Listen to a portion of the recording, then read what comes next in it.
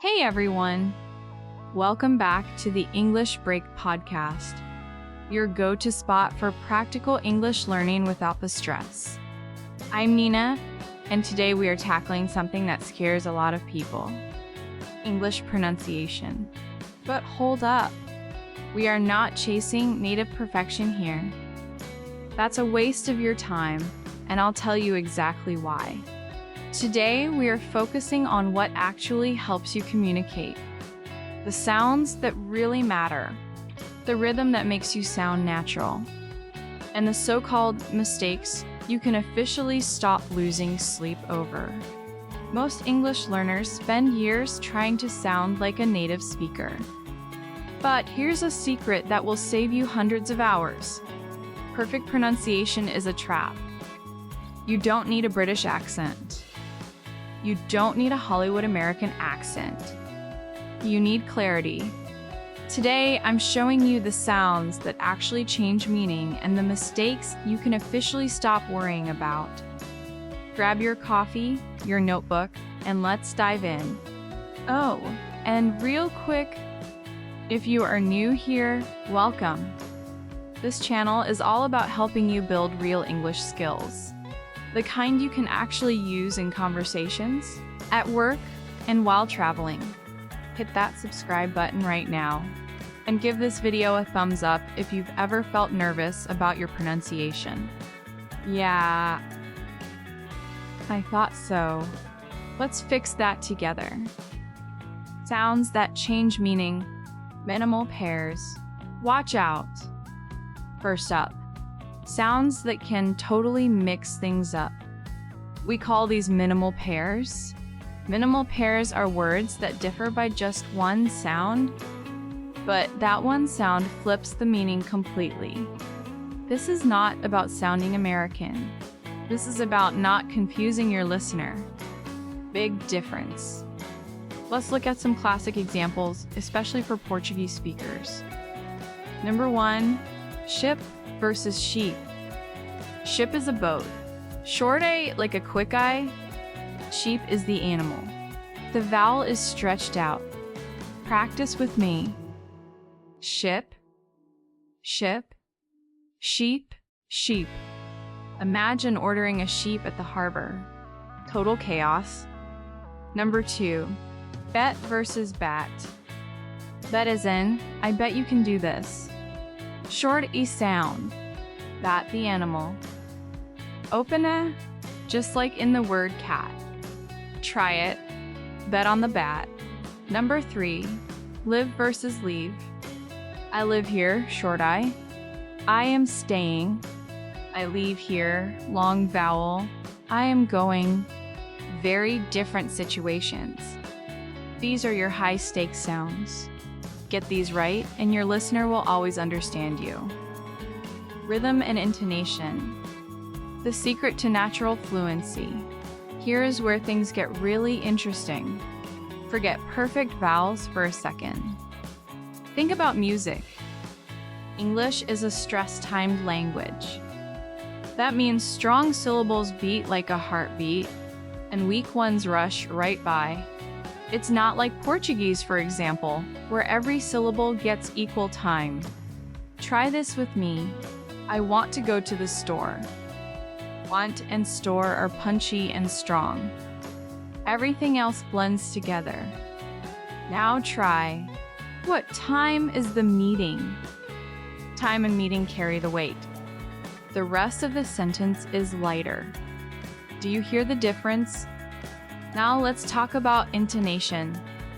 Your voice rises at the end of yes or no questions. Are you coming? Up?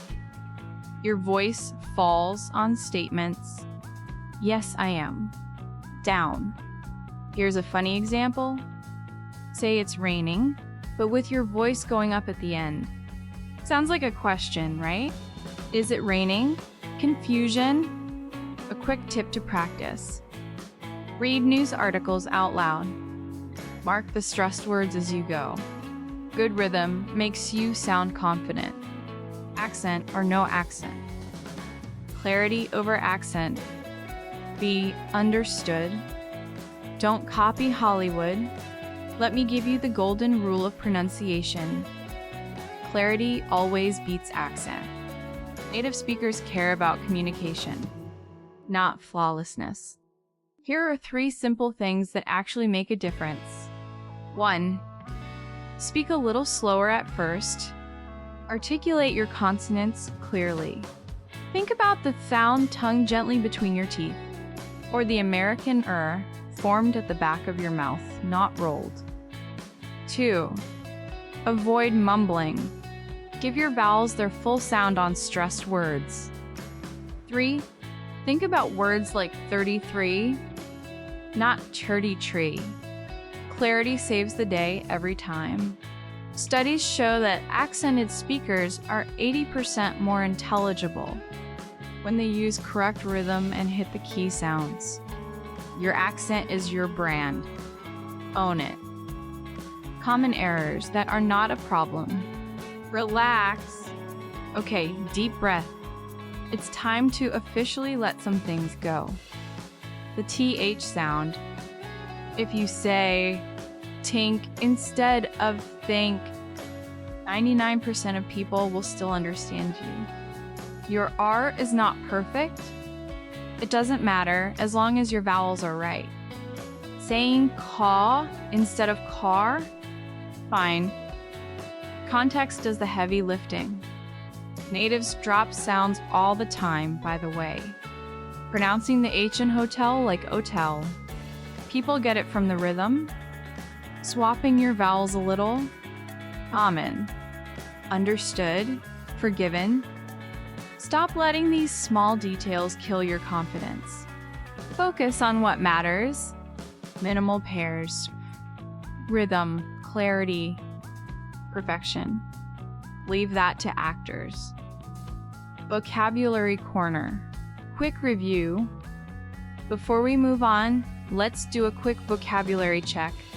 Minimal pairs. Words that differ by just one sound. Example, ship and sheep. Stress timed. A rhythm where strong syllables beat regularly. English is stress timed. Intonation. The rise and fall of your voice. It can change a statement into a question. Clarity. Being easy to understand. This is your real goal. Not a perfect accent. High stakes sounds. The ones that change meaning when mispronounced. Like bet versus bat, or live versus leave. Listener challenge. Here is your challenge for this week. Pick one minimal pair that gives you trouble.